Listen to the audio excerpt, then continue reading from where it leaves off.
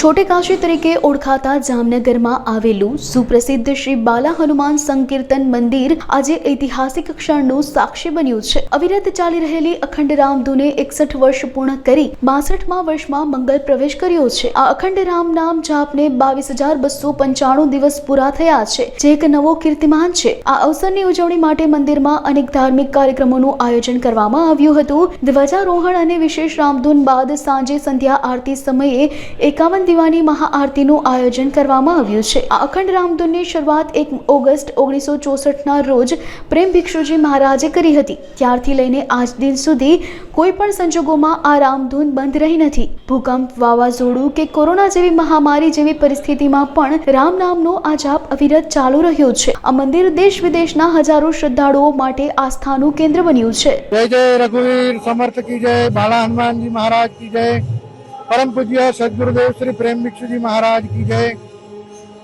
आज रोज बाला हनुमान संकीर्तन मंदिर ट्रस्ट परम पूज्य श्री प्रेम भिक्षु जी महाराज द्वारा जो अखंड राम नाम संकीर्तन प्रारंभ करेलू 1/8/1964 એ 61 વર્ષને પૂર્ણ કરી અને 62મા વર્ષની અંદર મંગળ પ્રવેશ કરે છે।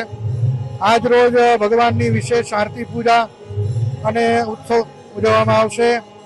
અને કલિયુગની અંદર તો નામનો મહિમા ખૂબ છે કે કલિયુગની અંદર બીજું કોઈ સાધન નથી કે જેના દ્વારા પાર પામી શકાય। માત્ર ને માત્ર એક હરિનામનો આશ્રય લેવાનું કીધું છે કે કલિયુગ કેવલ હરિનામ ધારા, સુમીરી સુમીરી ઉતરે ભવ સિંધુ અપારા। તો માત્ર ને માત્ર કલિયુગની અંદર ભગવાનનું નામ એક જ એવું છે કે જે ભવસાગરથી પાર કરનારું છે। અને પરમ પૂજ્ય સદગુરુદેવ શ્રી પ્રેમ ભિક્ષુજી મહારાજ કે જેમણે અખંડ રામ નામ સંકીર્તન ચાલુ કરેલું, જામનગર, દ્વારકા, પોરબંદર, જુનાગઢ, મહુવા આ બધા સ્થાનમાં પણ અખંડ સંકીર્તન ચાલે છે। અને આજ રોજ જે ધૂન પ્રારંભ થઈ હતી એને 61 વર્ષ પૂર્ણ થઈ અને 62મા વર્ષની અંદર મંગળ પ્રવેશ કરેલ છે। અસ્તુ, જય સિયારામ।